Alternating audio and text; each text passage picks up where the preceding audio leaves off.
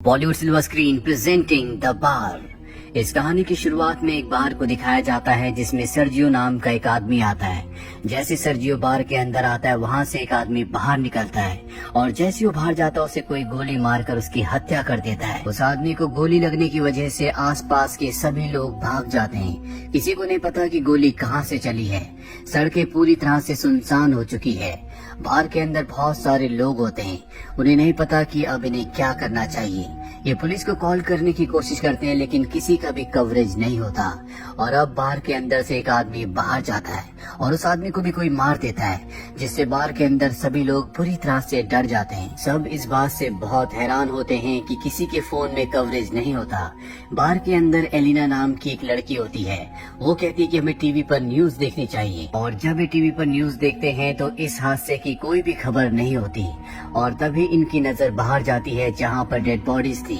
अब वहाँ पर डेड बॉडीज नहीं होती, साथ ही उनका खून भी वहाँ से साफ कर दिया गया होता है। इनको कुछ भी समझ नहीं आ रहा होता कि यहाँ पर क्या हो रहा है। तभी एक आदमी कहता है कि मुझे लगता है कि कोई चाहता है कि हम में से यहाँ से कोई भी बाहर ना निकले। अब सर्जियो अपनी राय रखता है। कहता है कि हो सकता है कि हम में से कोई किलर हो या हो सकता है कि हम में से कोई आतंकवादी हो जिसके पास कोई भयानक विस्फोटक हो और पुलिस उसे पकड़ना चाहती हो, मारना चाहती हो। यही बार में काम करने वाले का आदमी पूछता है कि वो जो बाहर लाशें थी वो कहाँ चली गई। साथ ही सड़क पर एक भी इंसान नहीं दिख रहा। सारी सड़कें सुनसान है। यहाँ पर एक आदमी होता है जिसका नाम नाचो है, जो अपने पैर से अपने बैग को छुपा रहा होता है। सर्जियो उसे ऐसा करते हुए देख लेता, वो सबको बता देता है और अब उसके बैग को ले लिया जाता है। जब उसके बैग को खोलते हैं तो उसके अंदर एक हार्ड ड्राइव होती है। वो सबको बताता है कि इसमें कोई भी ऐसी चीज नहीं है जिससे किसी को भी आपत्ति हो। मैं एक एड कंपनी में काम करता हूँ और उसमें मेरा डेटा है, लेकिन उसकी बात पर कोई यकीन नहीं करता और उसकी हार्ड ड्राइव को तोड़ दिया जाता है और उसके अंदर कुछ भी नहीं होता। नाचो को इससे दुख तो होता है, लेकिन तभी वो देखता है कि सामने काउंटर के ऊपर एक ब्रीफ केस पड़ा हुआ है। वो सबको पूछता है कि ये ब्रीफ केस किसका है। सर्जियो कहता है कि ये मेरा है, लेकिन इससे पहले कि वो अपने ब्रीफ केस को उठाता, इस बार की जो ओनर होती है वो उस ब्रीफ केस को उठा लेती है। सर्जियो उसे खोलने से मना करता है, लेकिन तभी एक बैगर उसे खोल देता है और उसके अंदर से फीमेल्स के बहुत सारे अंडरगारमेंट्स निकलते हैं। इससे पहले कि कोई कुछ समझ पाता, वॉशरूम के अंदर से इन्हें कुछ आवाज आती है और जब ये वॉशरूम के दरवाजे को खोलने की कोशिश करते हैं तो देखते हैं कि वो अंदर से लॉक है। ये किसी तरह से उस दरवाजे को खोलकर अंदर जाते हैं और देखते हैं कि वहाँ पर एक फैट मैन लेटा हुआ है जो बेहोश है। उसे होश नहीं होता। दरअसल इस कहानी की शुरुआत में खांसते हुए वॉशरूम के अंदर गया था और तब से यहीं पर बेहोश पड़ा है। इसके पास एक इंजेक्शन भी पड़ा होता है जिसके अंदर दवा है। एलिना उस इंजेक्शन को उठा लेती है और तभी इन्हें बाहर गाड़ी की आवाज आती है और जब ये डोर के पास जाते हैं तो देखते हैं कि बहुत सारे आर्मी ऑफिसर अपने चेहरे को पूरी तरह से कवर करके वहाँ पर बहुत सारे टायर्स को रखते हैं, जिसके बाद वो उन टायर्स को जला देते हैं और उस जगह से चले जाते हैं। हालांकि इन्हें लग रहा था कि ये इनकी मदद के लिए आए हैं, लेकिन वो इनकी मदद नहीं करते। और तभी टीवी पर न्यूज दिखाई जाती है कि शहर के एक बहुत बड़े हिस्से में आग लग चुकी है, इसीलिए उस हिस्से को सील कर दिया गया है। उस तरफ कोई भी नहीं जा सकता। बार में किसी को कुछ समझ नहीं आता कि सरकार झूठ क्यों बोल रही है।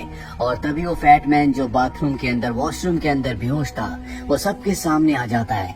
उसका पूरा शरीर फूल गया होता है, उसकी आंखें भी बहुत अजीब होती है और उसकी वहीं पर गिरकर मृत्यु हो जाती है। अभी उसके फोन को उठाते और देखते हैं कि ये एक आर्मी ऑफिसर था। इसके फोन में और भी कुछ फोटोज होती हैं, जिसमें कुछ लोगों ने पीपीई किट पहनी होती है जो किसी भी वायरस से बचने के लिए होती है। उनके हाथ में स्प्रे भी होता है और अब बार के अंदर सबको समझ में आ जाता है इस पूरे एरिया को क्वारंटीन कर दिया गया है। और ये जो फैट मैन अभी अभी यहाँ पर मरा होता, उसने मरने से पहले इन्हें कहा था कि डोंट टच मी, जिसका मतलब ये है कि ये आदमी इन्फेक्टेड था और इन्फेक्शन से इसकी मौत हो गई है और शायद अब यहाँ पर और भी लोग इन्फेक्टेड होंगे। भाई नाचो को दिखाया जाता है जो किसी भी तरह से अपने मोबाइल में सिग्नल्स लाने की कोशिश कर रहा होता है और जब वो एक टेबल के ऊपर चढ़कर अपने मोबाइल को ऊपर उठाता है तो उसके मोबाइल में कवरेज आ जाता है। वो ये बात सबको बताता है। उसे कहा जाता है कि तुम किसी भी मीडिया वाले को कॉल करके सब कुछ बताओ। नाचो की एक दोस्त होती है जो मीडिया में बहुत लोगों को जानती है, वो उसे कॉल करता है, लेकिन तभी यहाँ पर एक और आदमी चढ़ जाता है जिस वजह से टेबल टूट जाता है और अब यहीं पर खड़ा एक आदमी नाचो से मोबाइल फोन मांगता है, लेकिन जो बार की ओनर होती है वो कहती है कि इस मोबाइल को मत छूना क्योंकि ये उस आदमी का मोबाइल है जो इन्फेक्टेड था, जिसकी यहाँ पर मौत हुई है और अगर तुमने इस मोबाइल को छुआ तो तुम भी इन्फेक्टेड हो जाओगे। यानी यानी कि नाचो और जिसने इस मोबाइल को उस आदमी को छुआ है वो सब के सब इन्फेक्टेड हैं। और ऐसे यहाँ पर 5 लोग होते हैं। इन सबको गन पॉइंट पर ले लिया जाता है और इनसे कहा जाता है कि डेड बॉडी को लेकर नीचे तहखाने में जाओ। इन सबको उनकी बात माननी पड़ती है और ये 5 के 5 डेड बॉडी को लेकर नीचे तहखाने में चले जाते हैं। और बार के ऊपर अब बस 3 लोग बचे हुए हैं। वहीं नीचे एक लेडी को वहाँ पर सफोकेशन होना शुरू हो जाती है। वो तहखाने का दरवाजा खोलने के लिए सबको कहती है, लेकिन कोई उसकी मदद नहीं करता। और तभी वहाँ पर रखी हुई कुछ बॉटल्स गिर जाती है, जिसका लिक्विड एक तरफ बहना शुरू हो जाता है। और ये देखते हैं कि वहाँ पर ड्रेनेज है, यानी कि वहाँ से बाहर पानी के रास्ते निकल सकते हैं। के साथ जो बैगर होता है वो उस ढक्कन को खोल देता है और वो तय करता है कि वो ड्रेन से यहाँ से बाहर निकल जाएगा। हालांकि सब इस फेवर में नहीं होते, लेकिन बैगर को पता है कि उसके पास कोई भी रास्ता नहीं है, इसीलिए वो अपनी बॉडी में ऑयल लगाता है और उस जगह से नीचे जाने की कोशिश करता है। लेकिन वो होल इतना बड़ा नहीं होता, इसीलिए वो नीचे नहीं जा पा रहा होता। और तभी इन्हें बाहर से गोलियां चलने की आवाज आती है, जो सुनकर ये सब के सब डर जाते हैं। और अब इन्हें पता चलता है कि ऊपर धुआं भी है, यानी कि ऊपर जो 3 लोग थे, जिसमें सर्जियो, बारकियो ओनर और एक और आदमी था, उन तीनों को मारकर किसी ने पूरे बार को आग लगा दी थी।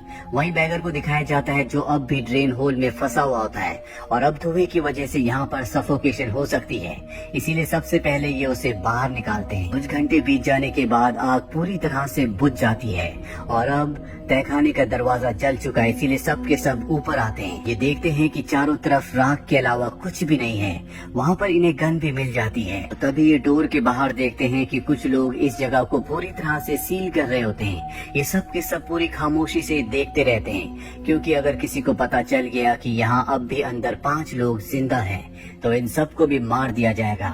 और तभी अंदर मोबाइल बजना शुरू हो जाता है और ये मोबाइल उसी आदमी का है जो सबसे पहले इन्फेक्टेड हुआ था, जो वॉशरूम के अंदर बेहोश था। एलिना उसके मोबाइल को उठा लेती है और उसकी चैट पढ़ना शुरू कर देती है, जिसमें एक आदमी ने इससे पूछा होता है, क्या तुम वैक्सीन लेने के बाद ठीक हो? इस आदमी ने जवाब दिया होता है कि नहीं, मेरी तबीयत खराब है, मैं एक वॉशरूम में छुपा हुआ हूँ, तुम मेरे पास मत आना। अब एलिना पुरानी चैट पढ़ती है, जिसमें इस मरे हुए आदमी ने लिखा होता है कि मेरे पास 4 और बची हुई है। और अभी समझ जाते हैं कि इसके पास जो इंजेक्शन था वो वैक्सीन है। लेकिन सबके दिमाग में सवाल ये आता है कि अगर इस बीमारी की, इस वायरस की वैक्सीनेशन बन चुकी है, तो इस जगह को सील क्यों किया गया, क्यों लोगों को मारा गया? और अब ये उसकी और भी चैट पढ़ना शुरू कर देते हैं, जिसमें दूसरे आदमी ने कहा होता है कि उस वैक्सीनेशन ने एक नन के ऊपर काम किया और वो पूरी तरह से ठीक हो गई। ये पढ़कर सबके सब खुश हो जाते हैं कि इनकी बॉडी के अंदर अब जो वायरस है उसकी वैक्सीनेशन है। लेकिन सबके दिमाग में एक ही सवाल होता है कि अगर इस आदमी के पास वैक्सीन थी, इसने वैक्सीन ली थी, तो ये मारा क्यों गया? और जब ये चैट पढ़ते हैं तो इन्हें पता चलता है कि 2 दिन से वो पहले से बीमार था। इसके बाद एक बार फिर से फोन रिंग होना शुरू हो जाता है, पर इससे पहले कि फोन रिसीव करते वो बैटरी लो होने की वजह से स्विच ऑफ हो जाता है। ये किसी भी तरह से फोन को दोबारा से चार्ज करना चाहते हैं। भी एलिना अब डिस्कस करती है कि इस आदमी ने मैसेज में कहा था कि मेरे पास 4 और हैं। नाचो कहता है कि हो सकता है कि इसके पास 4 और वैक्सीनेशन हो। और अब सब के सब उसकी डेड बॉडी के पास नीचे तहखाने में जाते हैं, लेकिन इन्हें वहाँ पर कोई भी वैक्सीनेशन नहीं मिलती। जिसके बाद ये वॉशरूम में जाते हैं, जहाँ पर पहले से बैगर बैठा होता है, उसे वैक्सीनेशन मिल गई होती है। तो सबसे पूछता है कि हमारे पास 4 वैक्सीनेशन है, लेकिन हम 5 लोग हैं, वो कौन है जो अपना बलिदान देगा? किसी को कुछ भी समझ में नहीं आता और तभी वो बैगर एक इंजेक्शन निकाल कर अपने आप को इंजेक्ट करने लगता है। नाचो उस पर गन तान देता है, लेकिन वो फिर भी दवा अपनी बॉडी में इंजेक्ट कर देता है, जिसके बाद नाचो उसे बहुत बुरी तरह से मारता है। इन दोनों के बीच में हाथापाई होना शुरू हो जाती है। बैगर नाचो के ऊपर पूरी तरह से हावी होकर उसे घायल करके उसकी गन को छीन लेता है। इसी दौरान उसकी वैक्सीनेशन नीचे तहखाने में गिर जाती है, जहाँ पर पहले से एक लेडी होती है। वो वैक्सीन को उठाती है, लेकिन गलती से उससे वैक्सीन छूट जाती है और ड्रेनेज होल के अंदर चली जाती है। और अब ये चारों के चारों सोच रहे होते हैं कि कैसे वैक्सीन को वहाँ से निकालें। इनके बीच में एलिना ही सबसे थिन होती है। ये उससे रिक्वेस्ट करते हैं कि तुम्हें अंदर जाकर उस मेडिकेशन को लाना होगा। पहले तो मना कर देती है, लेकिन बाद में वो मान जाती है। इसके बाद उसकी बॉडी में ऑयल लगाया जाता है और उसे उस छोटे से होल के अंदर धकेला जाता है, जिससे बड़ी मुश्किल से वो नीचे गिर जाती है, जहाँ चारों तरफ गंदगी होती है। एलिना को वहाँ पर वैक्सीनेशन मिल जाती है। नाचो ऊपर से एक तार फेंकता और कहता है कि वैक्सीनेशन को इस तार पर बांध दो, पर एलिना साफ साफ मना कर देती, क्योंकि उसे पता है कि ऊपर 3 लोग हैं और अब 3 ही वैक्सीन बची हैं। इसीलिए वो सबसे कहती है कि अगर तुम्हें वैक्सीनेशन चाहिए तो तुम्हें नीचे आना होगा। जिसके बाद ये होल को बड़ा करना शुरू कर देते हैं। एलिना बाहर का रास्ता ढूंढना शुरू कर देती है। कुछ दूर जाने के बाद उसे बाहर रोशनी दिखती है। सबसे पहले वो वैक्सीन को वहीं पर छुपा देती है। इसके बाद वो ऊपर जाकर देखती है, जहाँ से वो ग्रिल के दूसरी तरफ देखती है कि वहाँ पर सिक्योरिटी है जो उनके उन 3 साथियों को जला रही है जो ऊपर बार में रह गए थे। वही हमें दिखाया जाता है कि बाकी के 4 लोग जो ऊपर तहखाने में थे वो भी अब सीवर से नीचे आ चुके हैं। नाचो और बैगर के बीच में एक बार फिर से फाइट होना शुरू हो जाती है और इस बार नाचो उससे गन छीनकर उसे वहीं पर गोली मार देता है, जिससे उसकी मृत्यु हो जाती है। और अब नाचो के सामने एलिना भी होती है, उसके पास गन है, इसीलिए सब उससे डर रहे होते हैं। नाचो इन्हीं में से एक को अपनी गन पॉइंट पर ले लेता है और एलिना से कहता है कि मुझे वैक्सीन दे दो।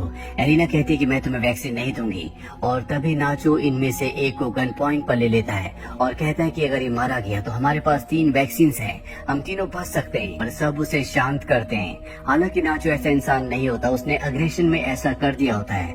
और अब एलिना इन सब को अपने साथ बाहर की तरफ ले जाती है, जहाँ पर उसने वैक्सीनेशन को छुपा रखा है। और जब वे लगातार आगे बढ़ रहे होते हैं तो नाचो और एलिना आगे होते हैं। पीछे जो लड़की और लड़का होते हैं उसमें से जो लड़की होती है जिसके ऊपर नाचो ने गन तानी थी, वो लड़की उसे पानी में डुबाकर मारना चाहती है ताकि सारी की सारी कॉम्प्लिकेशन खत्म हो जाए। लेकिन नाचो उसे ऐसा करने से मना करता है। वो कहता है कि हमारे लिए वो बैगर खतरनाक था, इसीलिए मुझे उसे मारना पड़ा, लेकिन अब कोई नहीं मरेगा। और वो लेडी जो उस आदमी को डुबाने की कोशिश कर रही थी वो नाचो से कहती है कि तुम मुझे मार दो।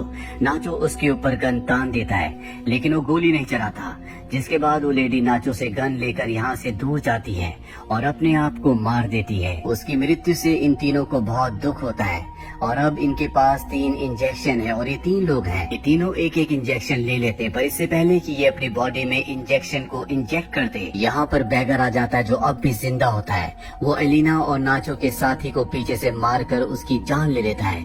एलिना और नाचो अपनी जान बचाने के लिए यहाँ से भागते हैं और वो बैगर जो पूरी तरह से अब गुस्से में है, वो पूरी तरह से साइको हो चुका है, वो इन दोनों को मारने के लिए इनका पीछा करता है।